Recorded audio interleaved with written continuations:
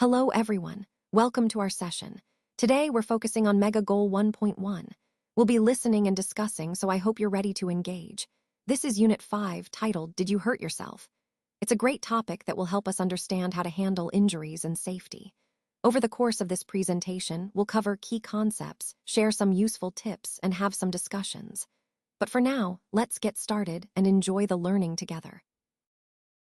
Today, we will focus on the lesson objectives for this session. First, we'll learn about accidents and injuries, understanding what they are and how they happen. Next, we'll practice reading pictures and explaining what we see using our own words, which helps improve our comprehension and communication skills. We'll also discuss the most common causes of car accidents, so we can better recognize and avoid risky situations. Lastly, we'll work on listening carefully to gather specific information, an important skill for staying informed and safe.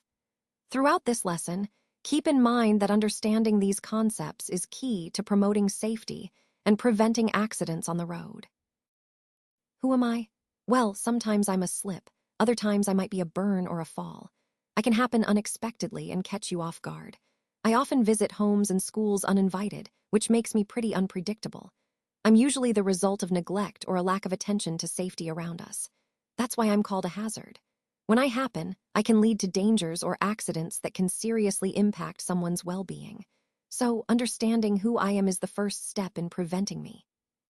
Remember, being aware of hazards helps us create safer environments for everyone. Welcome to Unit 5. Today, we're focusing on a very important question. Did you hurt yourself? This unit is all about understanding how injuries happen, recognizing the signs, and knowing what to do if you or someone else gets hurt. The title highlights the importance of being aware of injuries and taking proper action. Throughout this unit, we'll explore common causes of injuries, how to prevent them, and the steps to stay safe. Remember, safety is a key part of overall health and well-being, and understanding these concepts helps us protect ourselves and others. So, let's dive into the details and learn how to handle injuries effectively. Accidents. Guess what do the pictures show? These images give us a glimpse into different types of accidents that can happen. As we look at them, think about the circumstances that lead to each situation. They highlight how easily accidents can occur in various environments, whether at home, on the road, or at work. Recognizing these visual cues helps us understand the importance of safety measures. Remember, the goal is to prevent these incidents before they happen by staying alert and cautious. So, as we go through this presentation, keep in mind how awareness and proactive safety practices can make a real difference in reducing accidents. Let's talk about safety gear today. You see, the boy was wearing knee pads and a helmet. Now, why do you think that's important?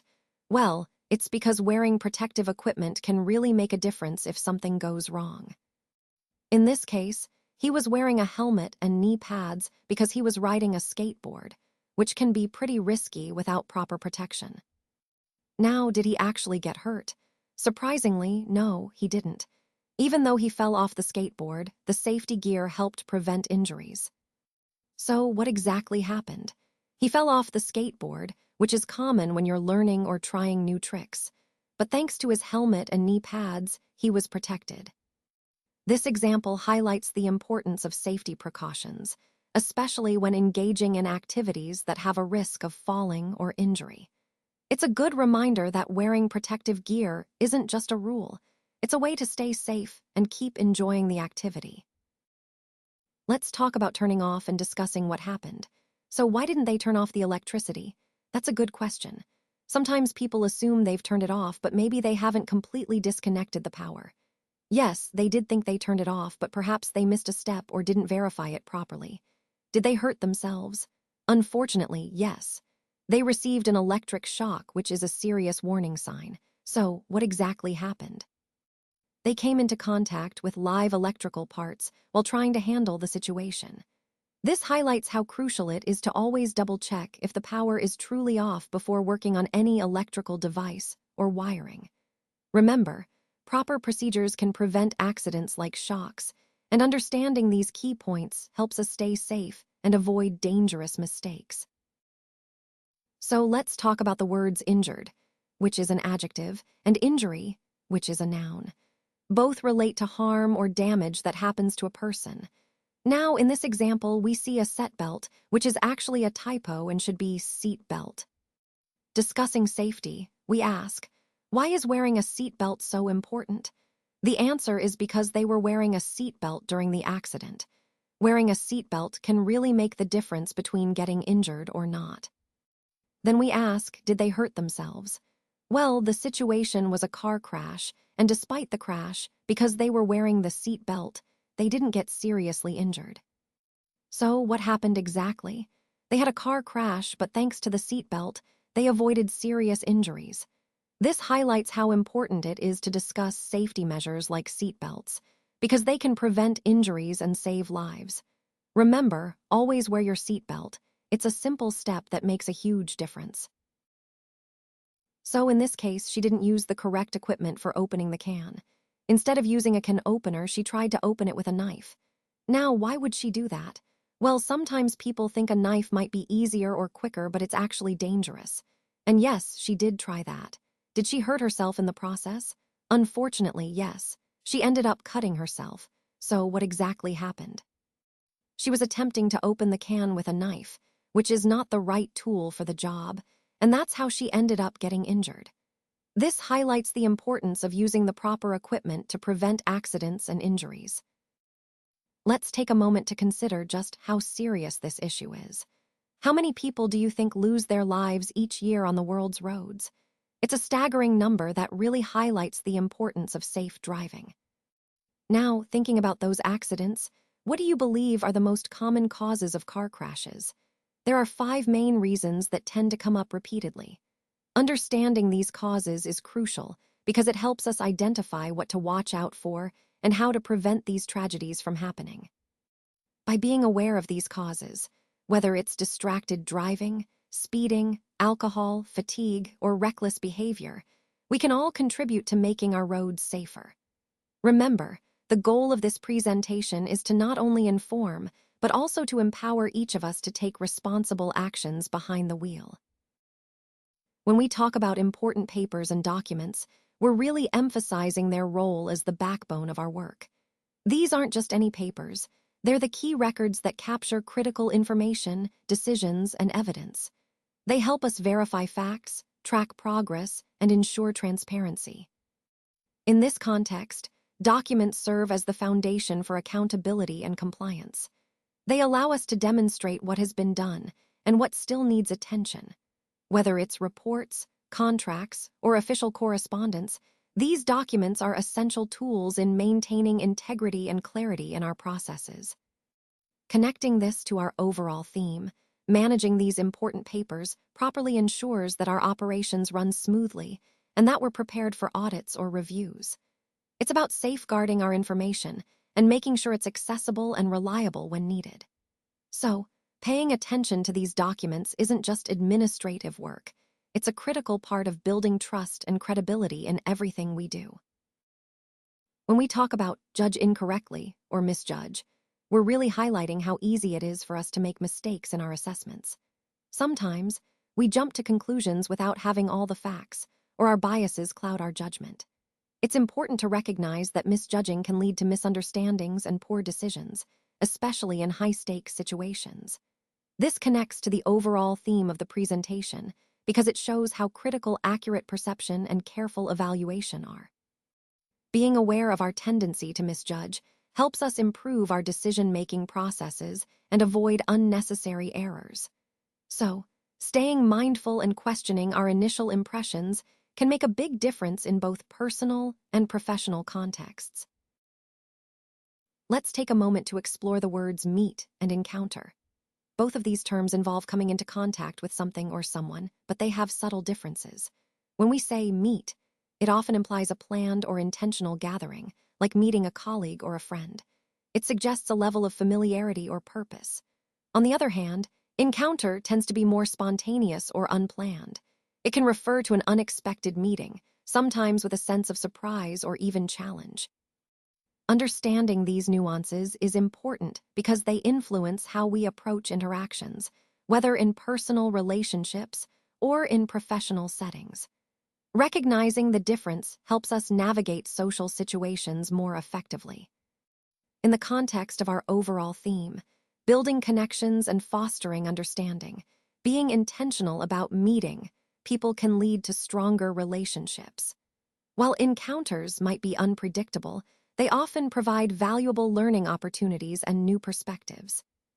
So, whether we are planning a meeting or facing an unexpected encounter, both are vital parts of our journey toward growth and collaboration.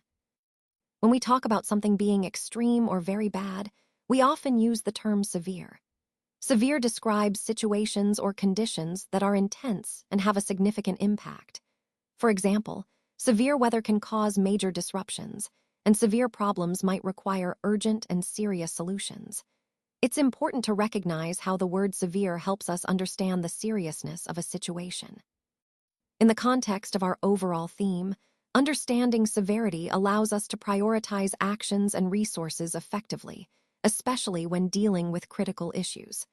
So, always remember, when something is severe, it demands our immediate attention and careful handling. Let's talk about impolite hand signals and rude gestures. These are nonverbal ways people can express disrespect or frustration, often unintentionally or intentionally. Recognizing these gestures is important because they can escalate conflicts or cause misunderstandings. Some gestures are universally recognized as offensive, while others may be culturally specific, so it's essential to be aware of the context and the audience. By understanding what these gestures mean, we can better avoid or address inappropriate behavior. Remember, maintaining respectful communication is key to fostering positive interactions, whether in personal or professional settings. So, always pay attention to body language and choose your gestures wisely. Now, let's talk about a very serious aspect of abuse: very strong, unpleasant words spoken to another person. This kind of verbal abuse involves using harsh, demeaning, or hurtful language that can deeply damage someone's emotional well-being. It's not just about words. It's about the impact these words have on a person's self-esteem and mental health. Verbal abuse can be subtle or overt, but either way, it's a form of emotional harm that often goes unnoticed or unaddressed. Recognizing these patterns is crucial because it helps us understand the full scope of abuse and the importance of intervention. Ultimately, this ties into our broader theme of recognizing and addressing all forms of abuse to foster safer, healthier relationships. Let's take a look at this sequence. T, F, F, T, T now, what does that tell us? Well, the T and F stand for true and false, respectively, and they represent different incidents or reactions. When we see the first T, it indicates that someone got a shock, potentially from electricity or some other source, so they experienced a sudden, unexpected event. Next, we have an F, meaning they did not get injured in that situation. That's an important point because sometimes a shock might seem serious but doesn't necessarily result in injury, depending on the circumstances. Then another F appears.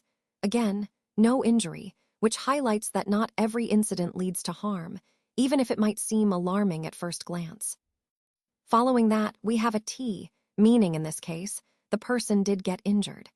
This underscores the risk involved in certain situations. Just because a shock occurs doesn't mean injury is unavoidable. Finally, the last T indicates that in some cases, there was a cut involved, so a more severe outcome, perhaps from a sharp object or a more forceful incident. Overall, this sequence emphasizes the variability in outcomes when dealing with hazards like shocks or injuries. It's a reminder that while some incidents might be minor or even harmless, others can lead to injuries or cuts. That's why safety precautions are so crucial. They help minimize the risk of the more severe outcomes we see here. All right, as we wrap up, I want to highlight the workbook exercises, specifically A and B on page 265. These exercises are designed to reinforce what we've covered today. They give you a chance to apply the concepts in a practical way, solidifying your understanding. Remember, doing these exercises regularly can really help you internalize the material and see how it connects to real-world situations. For your homework, I encourage you to complete these exercises thoroughly. Think of them as a way to test your knowledge and discover areas where you might want to review further.